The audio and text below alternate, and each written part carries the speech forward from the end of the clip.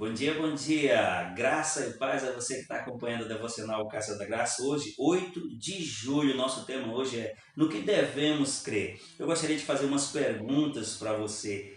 Você sabia que todas as crenças têm poder? Sabia que algumas crenças têm poder de libertar e outras têm poder de aprisionar?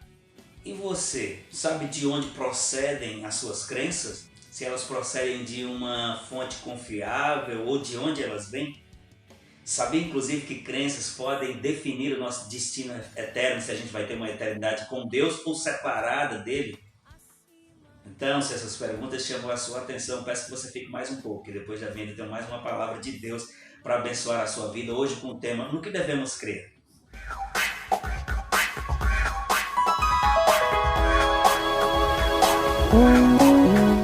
Então, chega mais 8 de julho, no que devemos crer, é o nosso tema de hoje. O texto base é 1 Coríntios capítulo 15, versículo 3, que diz assim: pois o que primeiramente lhe transmiti foi o que recebi. Aí ele vai enfatizar que Cristo morreu pelos nossos pecados, segundo as Escrituras. Foi sepultado e ressuscitou no terceiro dia, também segundo as Escrituras. Então eu perguntei antes da vinheta aqui se você sabe o poder que as crenças têm, né? E que existem crenças que podem libertar, assim como existem outras crenças que podem prender, pensamentos limitantes, crenças de escravidão, né? Nós falamos aqui e perguntamos se você conhece de onde procede a base das coisas que você acredita. É produto do meio que você nasceu, é a opinião de alguém, porque nós estamos falando aqui sobre aquilo que vai resultar, inclusive, no destino eterno. Se a gente vai passar uma eternidade com Deus ou se a gente vai passar uma eternidade separada dele. E Paulo, que é uma pessoa que fundamentou, um apóstolo que fundamentou as bases da nova aliança que nós vivemos hoje, ele disse, pois o que primeiramente lhe transmiti foi o que recebi. E ele disse assim, que Cristo morreu pelos nossos pecados, segundo as Escrituras, e que foi sepultado e foi ressurreto ao terceiro dia também, segundo as Escrituras. Paulo está fornecendo aqui uma base simples, 3 pilares das coisas que eu e você precisamos crer. Essas são as coisas que nós precisamos crer. Essas são as coisas que fazem diferença se a gente crer, que produz uma condição de libertação se a gente crer, e ainda garante o nosso estado eterno com Deus, também se a gente crer. E é por isso que ele enfatiza, segundo as Escrituras, ele diz, primeiramente, que Cristo morreu pelos nossos pecados, é o Cordeiro substituto, ele pagou pela nossa culpa, ele nos absorveu, ele nos tornou limpos e atribuiu a nós justiça. O texto também diz que ele foi sepultado. Esse sepultado não quer dizer apenas enterrado, quer dizer que ele desceu ao inferno, quer dizer que ele foi para o lugar onde as pessoas que têm pecado vão, porque ele estava carregando o meu e o seu pecado, e ali também ele pregou os espíritos em prisão, ele anunciou aqueles que estavam salvos, mas estavam no lugar dos mortos. Isso é outro assunto. E outra coisa que fica claro aqui, falando sobre de onde vem, né, ou se nós sabemos a base, de onde procede as nossas crenças, a nossa crença, ela vem da palavra, que é comprovadamente fiel e inerrante.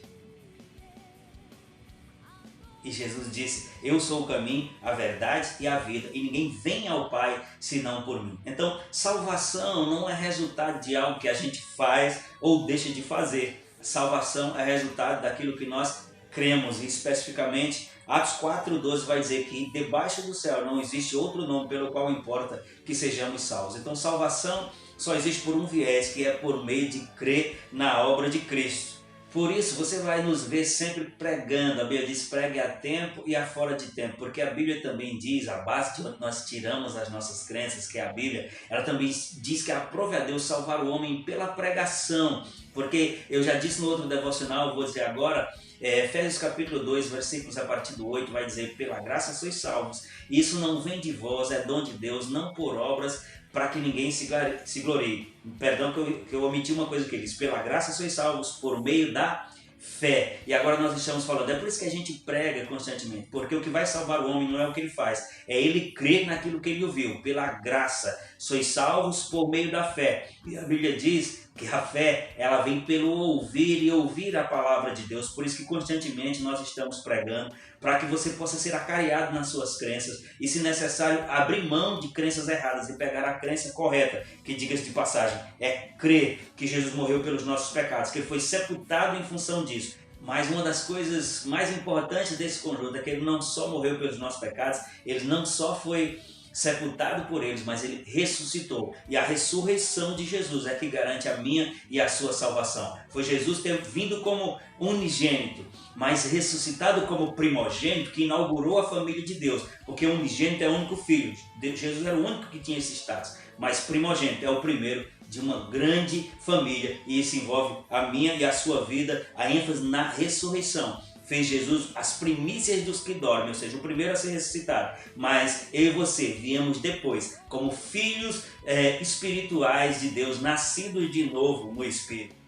Isso me remete a uma realidade que eu quero chamar muito a sua atenção. Salvação é por meio do crer. Na verdade, nós usamos uma linguagem, eu me converti em tal dia. A Bíblia não usa essa linguagem, porque conversão não é coisa de um dia. Conversão é um processo que vai acontecendo todos os dias, à medida que nós ouvimos a palavra. Porque converter quer dizer mudar de direção, mudar de formato. Lembra a linguagem de informática? Converter de um formato para outro. Então, converter não acontece num dia. Aquele dia que você dizemos, eu me converti em tal dia. Na verdade, aquele dia foi o dia que a gente creu. Romanos capítulo 10, versículo 10 vai dizer: com o coração se crê para a justiça, que é sinônimo de perdão de pecados, e com a boca se faz confissão para a salvação. Isso me remete a uma realidade de que é possível haver pessoas dentro da igreja, inclusive há tempo dentro da igreja, mas que não são salvas porque elas têm contato com a religião, elas têm contato com as regras, mas aquilo que elas ouvem, a Bíblia diz, aprove a Deus salvar o homem pela pregação. Aquilo que elas ouvem não são essa base do crer.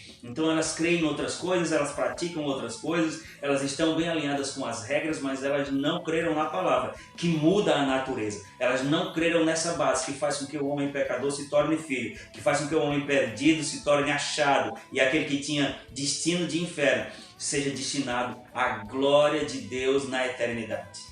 Então, recebemos vida eterna, ou seja, nascemos de novo, quando cremos na obra de Cristo, quando cremos que Jesus é o Filho de Deus e que Ele morreu pelos nossos pecados, e quando morreu, foi sepultado, Ele desceu às regiões mais baixas da terra, mas a sepultura, a morte não conseguiu deter. Ele também foi ressuscitado, e quando ele ressuscitou, ele atraiu muitos a ele, como diz no texto de João, e eu e você nos tornamos filhos da família, do qual Cristo é o primogênito dentre os mortos. Vamos confessar a palavra nós dois, vamos lá? Diga assim comigo: creio que Jesus Cristo é o Filho de Deus e que Ele morreu pelos meus pecados. Creio que Ele foi ressuscitado dentre os mortos para minha justificação, ou seja, para minha comunhão com Deus, para o perdão dos meus pecados.